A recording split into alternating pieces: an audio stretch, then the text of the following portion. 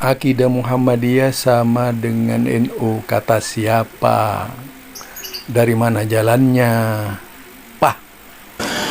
Bismillahirrahmanirrahim. Assalamualaikum warahmatullahi wabarakatuh. Alhamdulillah. Fa inna ahsanal kalami kalamullah wa khairul huda huda Muhammad sallallahu alaihi wasallam. Wa syarrul umuri muhdatsatuha fa inna kulla muhdatsatin bid'ah wa kulla bid'atin dhalalah wa kulla dhalalatin finnar. Ini ada yang nyeleneh di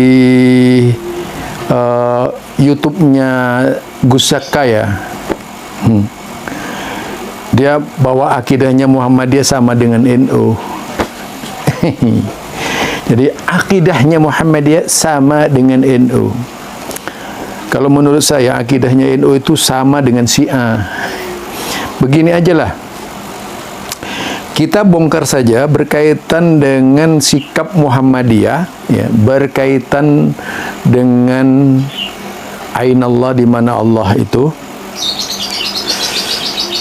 Jadi di dalam fatwa tarjih Muhammadiyah itu ada pertanyaan seorang penanya, benarkah Allah berada di atas arsy? Nah, itu pertanyaannya itu. Jadi ini fatwa tarjih Muhammadiyah. Benarkah Allah berada di atas arsy? Nah, jika dari pertanyaan itu dipahami, ditulis seperti ini. Pertanyaan yang mendasar dan sering menjadi perdebatan dalam ilmu kalam adalah di manakah Allah itu berada? Di beberapa majelis taklim, pengajian, forum ilmu dan lain-lain sebagaimana sering disebutkan bahwa Allah itu berada. Jadi bahwa Allah itu berada atau bersemayam di atas arsy. Namun di forum yang lain juga disampaikan bahwa Allah itu amat dekat dengan manusia. Jika benar demikian, adalah dalil-dalil dalam Al-Quran atau hadis yang menerangkan tentang itu. Jadi adakah ya dalil-dalil dalam Al-Quran dan hadis yang menerangkan tentang hal itu? Nah, ini jawabannya Muhammadiyah ya. Dalil tentang Allah ada di atas arsy. Jadi dalil tentang Allah di atas arsy, yaitu tarjih menyebutkan adapun dalil tentang keberadaan Allah di atas arsy terdapat di dalam Al-Quran sebagaimana berikut ini. Yaitu sebagaimana tercantum di dalam surat Al-A'raf ayat 54. A'udzu billahi minasyaitonir rajim.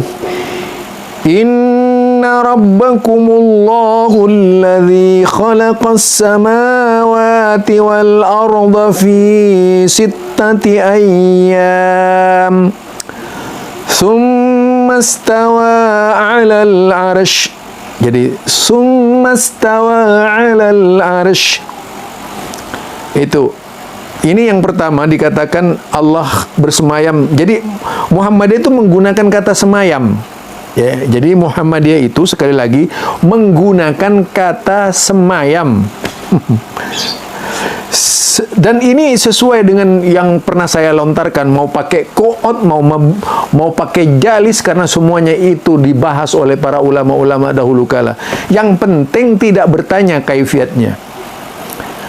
Kita menjadi salah bertanya kaifiatnya itu ketika bertanya bagaimananya itu yang ditentang oleh ulama-ulama salaf.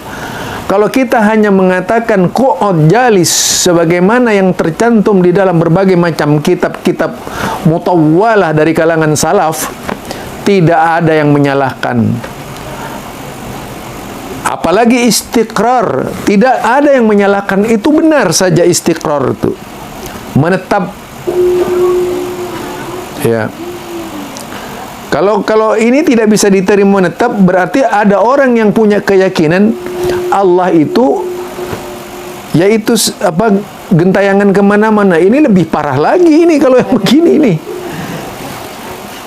Iya, kalau tidak istiqror kan punya keyakinan berarti Allah gentayangan kemana-mana. Ini luar biasa ini. Kesalahan fatal namanya di dalam berakidah. Juga disebutkan dalam surat ayat 10, Inna rabbakumullahu alladhi khalaqas samawati wal arda fi sittati ayyam summa stawa 'alal arsh yudabbirul amr. Itu ya, sesungguhnya Tuhanmu dialah Allah yang menciptakan langit dan bumi dalam 6 masa. Kemudian dia bersemayam di atas arsy.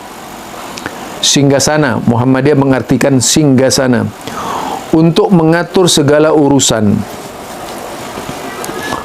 Kemudian dalam surah Ar-Ra'd ayat 2, Allahul ladzi rafa'as samawati bighairi 'amadin tarawnaha summa istawa 'alal arsy wa sakhkhara asy-syamsa wal qamar.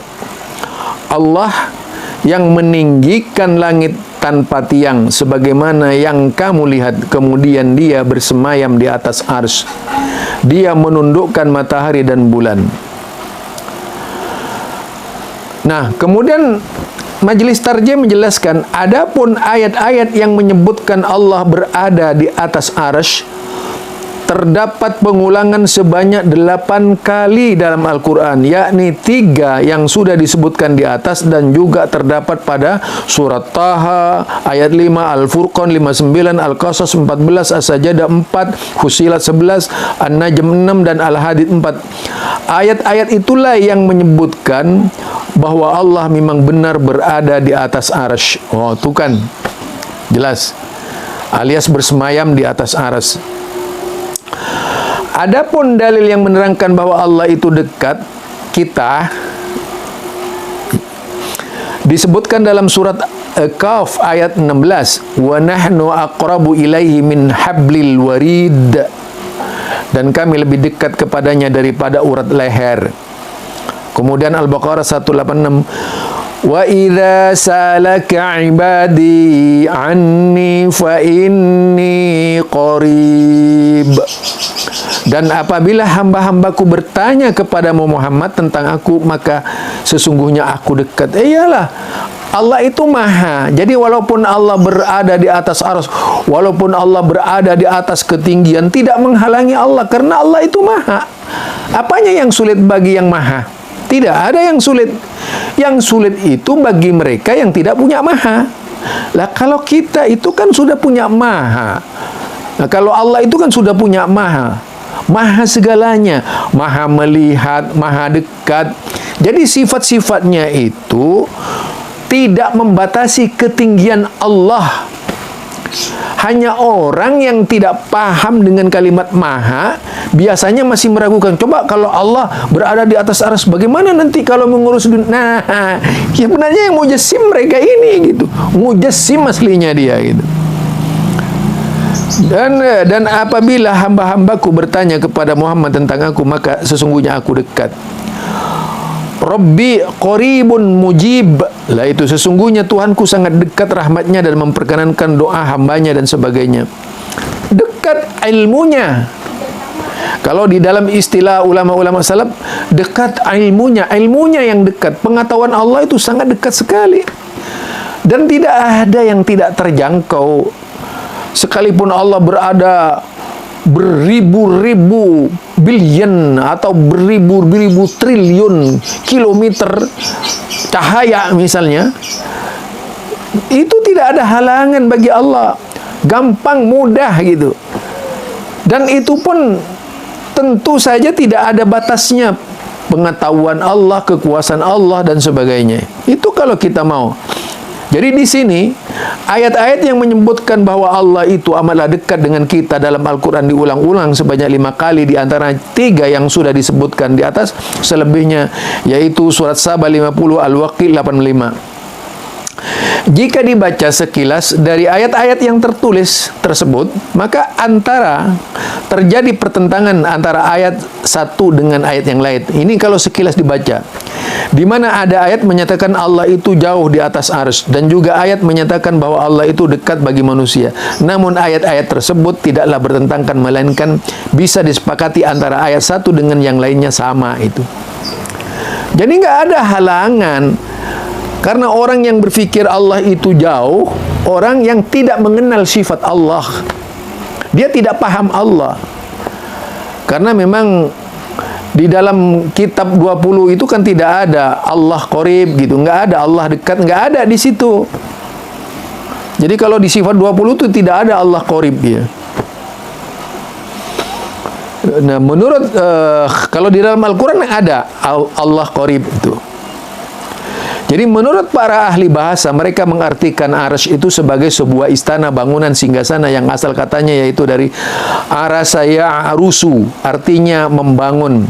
Para ulama juga cenderung berbeda dengan mengenai arsy. Misalnya Rashid Ridha mengartikan arsy sebagai pusat pengendalian segala persoalan umat makhluk dan alam semesta ciptaannya, sebagaimana yang diterangkan dalam surat Al-Ayat, surat Yunus ayat 3. Tidak ada satupun manusia yang bisa mengetahui bagaimana arsy, baik bentuk dan ukurannya. Bahkan ini sudah menjadi bahan perdebatan dari dulu hingga sekarang. Tentu hal ini terjadi karena di dalam Al-Quran dan hadis Nabi tidak ada yang menyebutkan secara detail arsy. Majelis Tarjih berpendapat bahwa kita meyakini keberadaan arsy yang secara esensi Allah yang paham. Kalau tidak perlu lagi mencari-cari tentang arsy. Begitu pula dengan ayat-ayat yang menyebutkan bahwa Allah bersemayam di atas arsy. Kita hanya bisa mengimani saja tanpa perlu banyak bertanya-tanya. Jadi Muhammadiyah meyakini Allah bersemayam di atas arsy. Bukan pakai istiwa lagi, bersemayam. Jadi namun demikian Muhammadiyah tidak pernah seperti orang-orang luar sana itu. Oh, kalau Allah bersemayam di atas arsy, berarti duduk dong, dong. Akhirnya dong gitu. Nah, kemudian dengan ayat yang menyebutkan bahwa Allah itu dekat qarib, Allah itu maha mengetahui segala sesuatu. Dia melihat segala bentuk perbuatan manusia dan mendengar amat jelas pembicaraan mereka. Tidak ada sekat tabir antara Allah dengan manusia. Misalnya ketika manusia meminta doa, Dia akan mengabulkan doa tersebut tanpa perantara siapapun. Dialah yang menciptakan sekaligus mengetahui apa yang ada di ukiran dan hati manusia. Allah amatlah dekat dengan kita sebagaimana disebutkan pada surat Al-Kahf ayat 16. Jadi sangatlah jelas bahwa ayat-ayat tentang Allah berada di atas arsy dan ayat tentang Allah dekat dengan kita bukanlah ayat yang bertentangan. Nah, itu dia dari Muhammadiyah. Jelaskan dari Muhammadiyah. Jadi Muhammadiyah itu menyatakan Allah bersemayam. Yang Anda ketawain dalam pembicaraan itu menunjukkan Anda itu memang suka melecehkan perbincangan. Jadi Anda berbicara, kalau saya lihat dalam pertemuan itu cuma ketawa-ketawa gitu. Yang menunjukkan bahwa Anda sebenarnya tidak serius berbicara agama. Terutama yaitu saat tadi itu siapa namanya Zakka dan sebagainya, teman-temannya itu. Jadi kalau istilah bersemayam itu mau saya kan sudah bilang, jangankan itu, pakai jalis juga boleh, pakai qu'ud juga boleh. Toh semuanya itu dipakai para ulama-ulama salaf dalam mengartikan, dalam memposisikan yang disebut dengan istiwa itu. Jadi barangkali ini ya, mungkin perlu ini pemahaman orang-orang di luar Muhammadiyah ini. Aduh, pakailah kitab yang banyak dong, jangan setengah-setengah kitabnya gitu. Apalagi kitabnya itu kalau pakai kitab cap burung, aduh ya Allah, gimana kalau kitab cap burung dipakai itu?